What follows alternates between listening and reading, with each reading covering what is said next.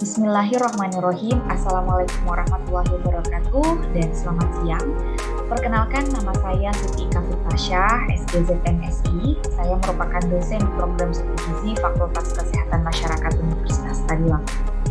Pada kesempatan kali ini, saya akan melanjutkan perkuliahan dan pembelajaran pada mata kuliah yang saya ampu. Mata kuliah yang saya ampu adalah Dasar Ilmu Gizi. Berikut saya akan tampilkan rencana pembelajaran semester dari mata kuliah Dasar Ilmu Gizi. Adapun untuk RPS yang saya akan bacakan menggunakan bahasa Inggris dikarenakan aturan kewajiban menggunakan bahasa Inggris selama proses pembelajaran di program studi kami. This is our semester lesson plan, and the description of this course examines the basics of nutrition science and science related to body health, which includes the history of the development of nutrition science, understanding properties, functions, sources due to deficiency and excess consumption of nutrients, both macronutrients and micronutrients, as well as micro energy balance, body food and electrolyte balance, analyze nutrients using a list of food ingredients and compose a balanced menu for yourself based on the recommended nutritional increasing rate for Indonesia. Balanced nutrition according to age groups.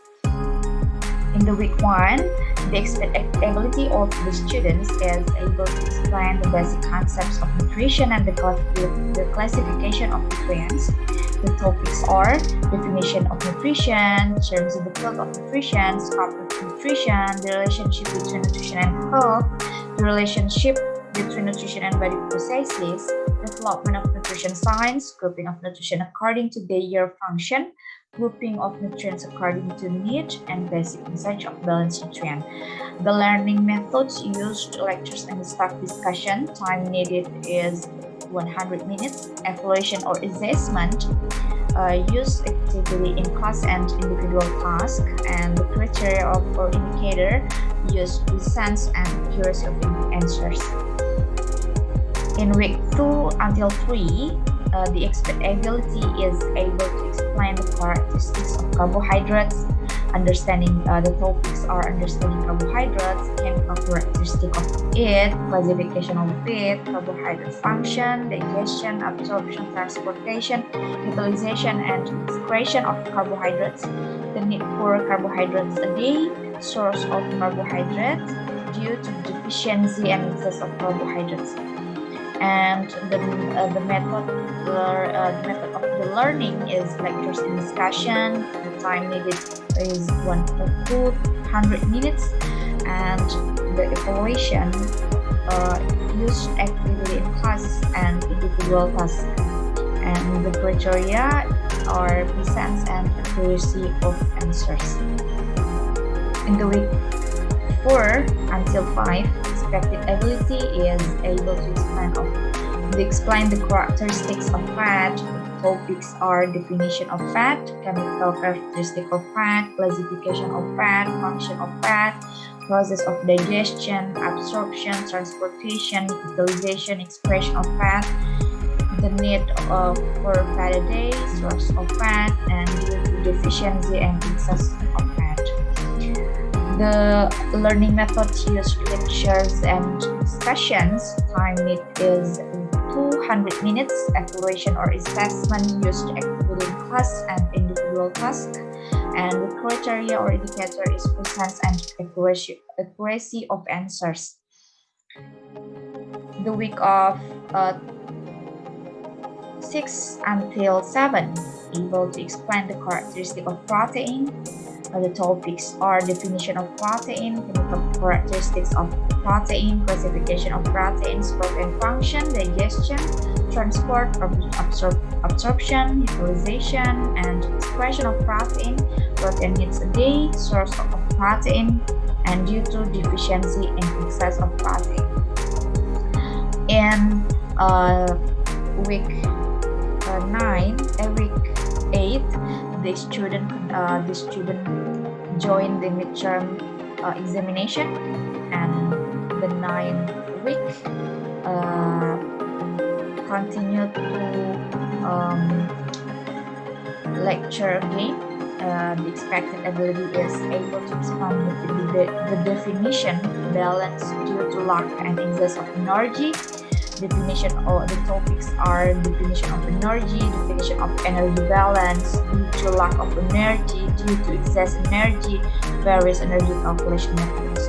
And the week in 9 until 11, expected ability is able to explain the characteristic of water-soluble vitamins B and C, and fat-soluble vitamins is R, A, D, E, and K. The topics are the definition of vitamin, classification of vitamins, the main function of vitamins in general, definition of water-soluble, soluble and fat-soluble vitamins, chemical characteristics of water-soluble and fat-soluble vitamins, classification of water-soluble and fat-soluble vitamins, the process of digestion, absorption, transportation, utilization, and expression of water-soluble and fat-soluble vitamins, function of water-soluble and fat-soluble vitamins, effects of water-soluble and fat-soluble vitamins, and the need for water-soluble and fat-soluble vitamins. In 12 week, the expert ability is able to explain the importance of water and electrolyte balance in the body.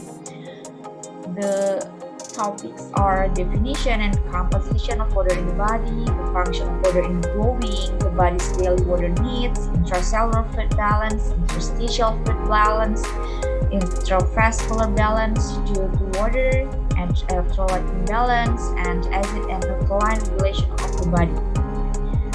In week 13, able to use various nutritional analysis list of foodstuffs or food ingredients. The topics are definition of Indonesian food composition table or TKPI, benefits or uses of TKPI, weaknesses and strengths of TKPI, and how to use TKPI. In 14 weeks, students can understand the nutritional adequacy rate or RDA, definition and components of RDA, limitation and advantages of using RDA, or in Indonesia is AKG or AKG, how to make the RDA, calculation of the level of energy consumption based on the RDA, and the less nutrition concept.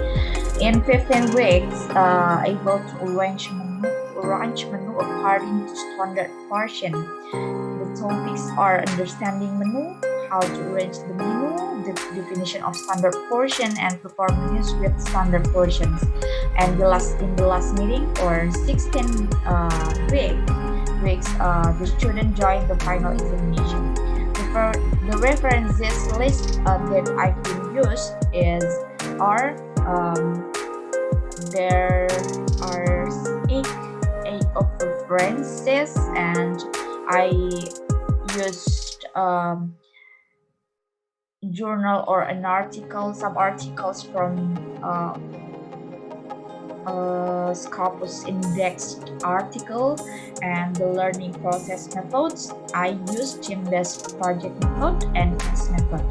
And the scoring items that student got from my lecture are the first scoring items is resume task, majority of submit, the percent of scoring is for 40%, 2 accumulated average attendance, percent of scoring is 10%, and the last is presentation in final examination, and the percent of scoring is 50%, and the total are 100%.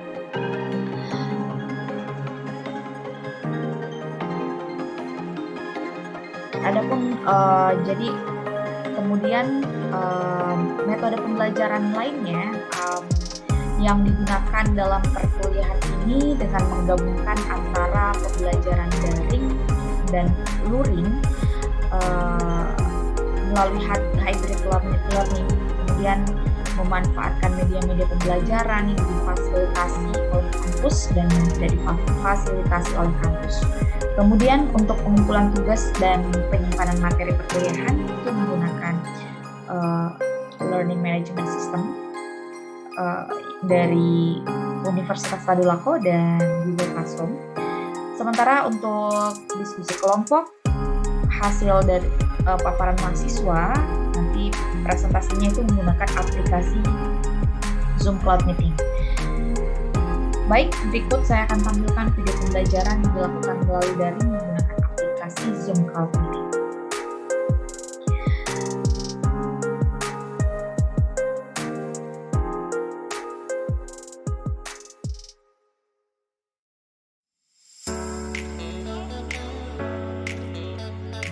Baik, bismillahirrahmanirrahim. Assalamualaikum warahmatullahi wabarakatuh, and good morning everybody. Jadi today we will continue our meeting, ya. This is our last meeting before final exam, right? So this topic today is menu arrangement, atau kita mau susun menu, ya. Jadi kita sudah mau latihan susun menu. Jadi nanti kalian for next year will arrange a menu for culinary and for dietetic subject. Jadi apa sih menu itu? Definisinya menu itu kalau dalam bahasa French, ya, bahasa Prancis itu adalah daftar makanan yang ditulis. Kalau kita ke resto kan biasanya, atau ke kafe, Mbak, Mas, menu. Itulah menu, daftar makanan yang ditulis, ya. Kemudian bisa juga penyusunan dari daftar makanan yang disiapkan untuk disajikan pada saat jadwal makan, atau seri atau susunan dari beberapa jenis makanan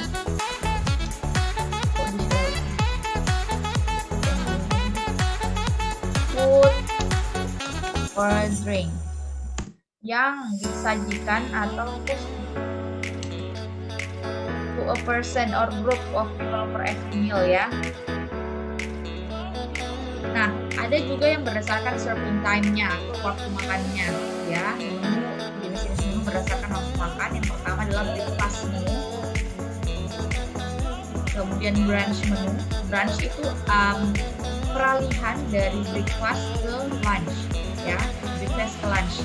Jadi namanya brunch. Kalau kita itu menu selingan, ya. Kalau kita makan breakfastnya itu di jam 8, brunchnya di jam 10, kemudian lunchnya di jam, misalnya 2 jam lagi, misalnya di jam 1, ya, atau di jam 12.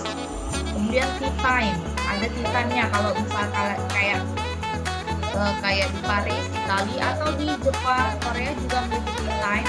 Tea time-nya biasa di sore hari. Kalau kita kan biasanya ada selingan sore kita sudah mulai agak lapar nih, cari-cari kue biasanya. Gitu. Tea time itu afternoon tea snack menu, ya. Kemudian dinner menu. Nah, ini dinner menu ini dia makan malam, ya, sudah jelas kita biasanya juga seperti itu. Kemudian ada supper. Supper ini kalau di belahan dunia lain, ya, belahan dunia lain yang dia itu siangnya lebih panjang daripada malamnya. Jadi misalnya jam 10 itu kayak masih jam 8 di sini. Jadi tolong ya, bukan bermain itu, ya. Ya, mau sebentar pasangkan, ya. Kalau supper itu dia kayak early morning dining menu and served between 23 until 2 AM. Jadi di sini tuh mereka masih kayak jam 10 malam. Itu orang belahan dunia lain, ya, dia lebih panjang siang daripada malamnya. Gitu. Jadi mereka akan memiliki waktu makan supper, ya.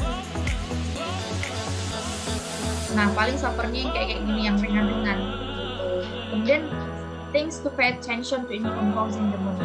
Ya, pertama, avoid using the same basic ingredients. Jadi hindari menggunakan bahan dasar yang sama. Contohnya white rice, fried chicken, potato chips, potato soup, ya. Jangan sama-sama ini. Ini kebetulan sup kentang goreng, kemudian ada lagi perkedel kentang. Atau ini bukan perkedel kentang yang diberi sup dengan perkedel kentang yang kering. Ini sama, ya. Using the same basic ingredients. Kemudian avoid repeating colors. Jadi jangan mengulang warna yang sama. Ya, for example, egg stew, ya. Ini telurnya telur direbus. Kemudian telur kukus, ya. Tempe bacem. warnanya coklat juga. Kemudian ada stir fried bean sprouts, toge mentah itu, toge apa? Toge tongseng apa ditumis-tumis gitu. Sama warnanya ya, coklat-coklat semua ya. Yang ketiga, use a variety of cooking methods. Jadi menggunakan beberapa jenis metode masak. Ada yang digoreng, ada yang dipanggang, ada yang di sop atau dikasih kuah lah gitu. Jadi beda. Kalau dalam menyusun satu menu itu tidak boleh semua digoreng, tidak boleh semua dimasak, gitu. Dikasih bervariasi. Kemudian use a variety of spices. Jadi ada yang jangan semuanya pedas, ada yang tidak pedas, ada yang sedikit manis ya, ada yang tingkatannya yang pedas sekali misalnya di khusus sambalnya, ada juga yang tidak ya, kayak gitu. The taste of the dish should be varied. Jadi rasanya harus berbeda. Tadi yang bilang ini ada yang asam, ada yang manis, ada yang lebih ke rempah gitu. Dia rasa rempahnya lebih menonjol ya.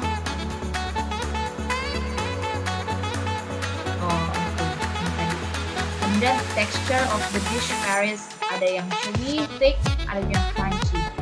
Ya, teksturnya ada yang dia kriuk, ada yang dia lebih empuk dan lain-lain. Kemudian perhatikan nutritional value. Nah, ini adalah tantangannya kita sebagai gizi adalah kita harus bisa memasak.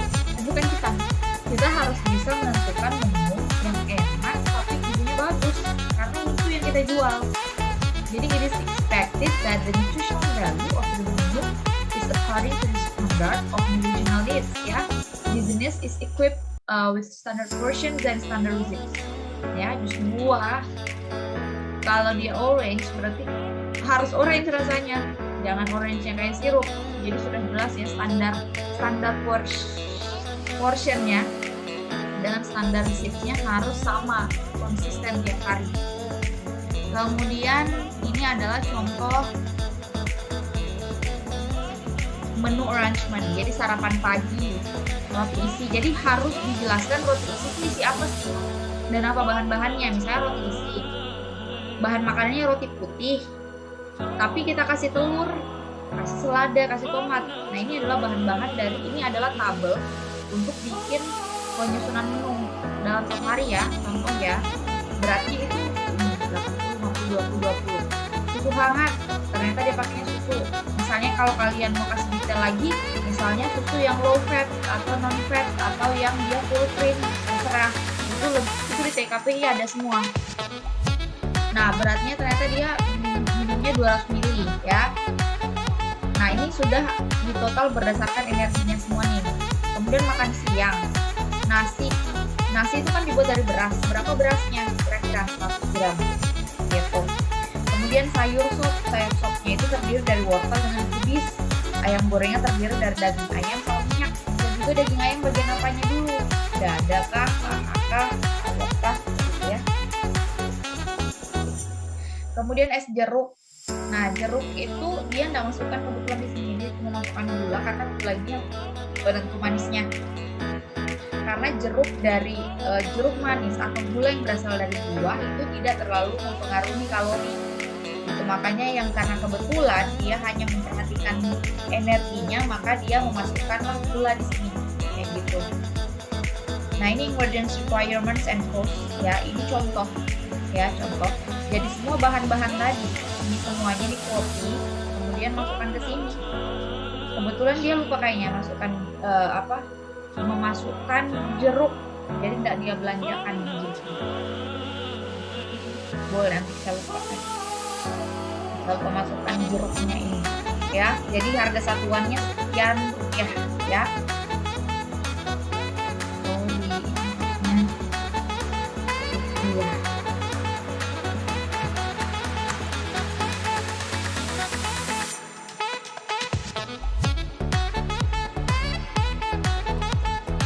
Nah, ini kan kayak misalnya roti putih nih. Kalau dalam satu bungkus kan biasanya tidak ada yang jual satu slice kan. Biasanya itu dijualnya langsung satu bungkus itu roti putih, roti tawar. Nah, berarti dari 18.000 dibagi sekian, dapat 12 misalnya gitu ya. Begitu cara hitungnya ya.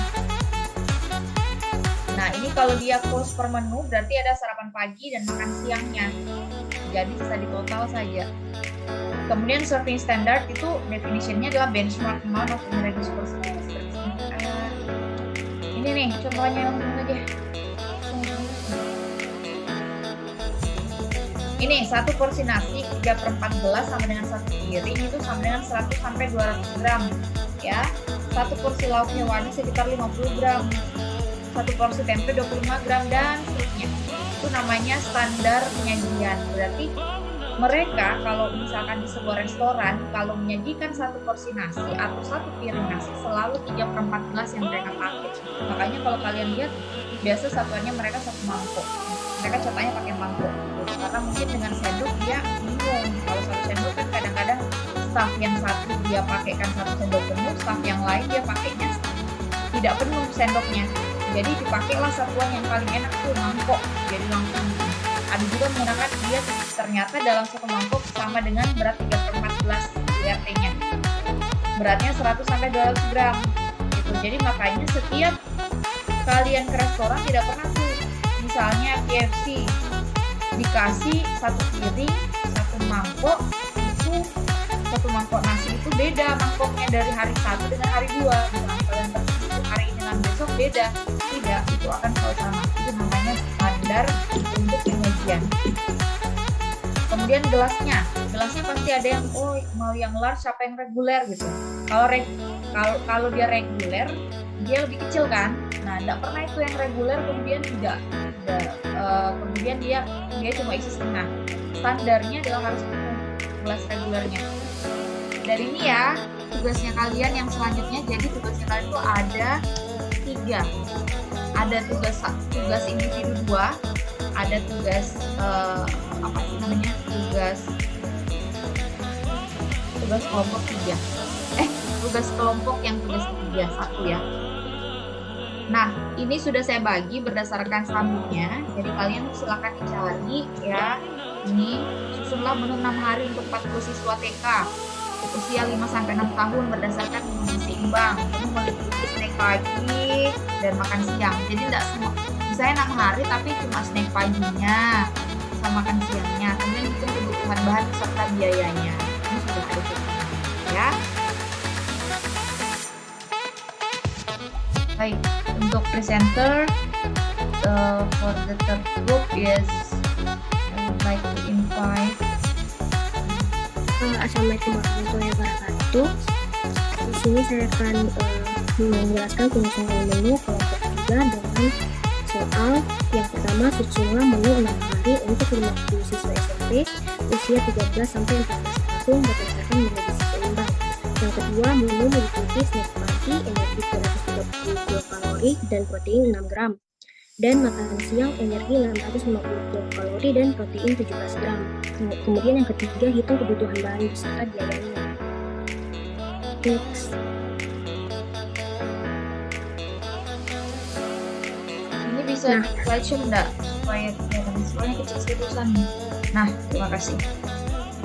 Nah, pada penyusunan menu pada hari pertama, menu yang kita ambil itu ada buah dan susu dengan total kalori 225 kilokalori dan protein sebanyak 7 gram. Kemudian makan siang ada nasi udang goreng, tumis kangkung dan buah dengan energi 644,44 kilokalori dan protein sebanyak 16,23 gram. Nah, selanjutnya ada kebutuhan bahan dan biaya pada hari ke-1. Ada bahan makanannya ada apel merah, anggur, pir, susu stim cair, beras, udang segar, minyak goreng, kangkung, bawang merah, bawang putih, jambu air, melon, dan air mineral. Totalnya ada 322.000. Nah, selanjutnya ada kebutuhan bahan dan biaya per menu dalam 1 hari. Nah, pada hari pertama itu waktu makannya yang snack pagi ada buah-buahan, susu dengan total harga 1.048. Kemudian makan siangnya nasi udang goreng, tumis kangkung dan buah sebesar 15.786. Nah, itu tadi penyusun makanan kelompok 3, lebih kurangnya mohon dimaafkan. Wassalamualaikum warahmatullahi wabarakatuh. Jadi saya akan bacakan untuk komentar-komentar dari setiap kelompok ya. Kemudian kita ke kelompok 3, ini paling sedikit komentarnya. Walaupun sebenarnya cuma istilah sarapan pagi masih digunakan, walaupun sebenarnya yang betul adalah snack pagi ya, tapi semua menunya sudah bervariasi. Kita sudah lihat menunya sudah bervariasi dan sudah menggunakan prinsip gizi seimbang dari segi menu ke dalam semua menunya, ada buah maupun sayur ya. Saya minta dari satu orang lah untuk yang bersedia volunteer untuk menyimpulkan seluruh pertemuan kita. Silakan Musyahidatun Nisa. Baik, Assalamualaikum warahmatullahi wabarakatuh. Sebelumnya perkenalkan, nama saya Musyahidatun Nisa Ulsa dengan akhiran NIM 060. Baik, ilmu menurut saya, apa yang saya dapat dari mata kuliah dasar ilmu gizi ini dari pertama awal masuk mata kuliah ini, itu sangat banyak sekali ilmu yang bermanfaat, terutama dalam mengatur menu gizi seimbang, yang dimana biasa saya juga dan keluarga itu kalau sarapan masih sembarang lah, belum ditahu porsinya bagaimana. Nah, setelah saya dapat ilmunya itu mulai dari saya tahu cara menghitung menu gizi seimbang ini, sedikit-sedikit saya sudah mulai terapkan di keluarga, khususnya orang tua saya. Jadi itulah saya bilang tadi, mempelajari dasar ilmu gizi sangat bermanfaat kalau menurut saya, karena kita bisa tahu apa-apa saja yang pastinya bergizi untuk kita, bagaimana menunya yang seimbang untuk dikonsumsi. Ya, mungkin dari saya itu saja, Bu. Sekian dari saya, terima kasih. Baik, terima kasih. Komentarnya sangat jadi dia sudah bisa membayangkan, kayaknya kalau saya aplikasikan ilmu ke keluarga itu sangat bermanfaat, jadi tidak sia-sialah masuk ke program gizi. Oke, kita beri tepuk tangan kepada Musyahidatun Nisa karena telah memberikan pendapatnya.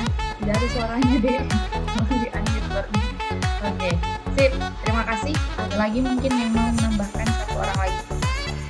Silakan Isfalana. Baik, Ibu, terima kasih atas kesempatan yang telah diberikan.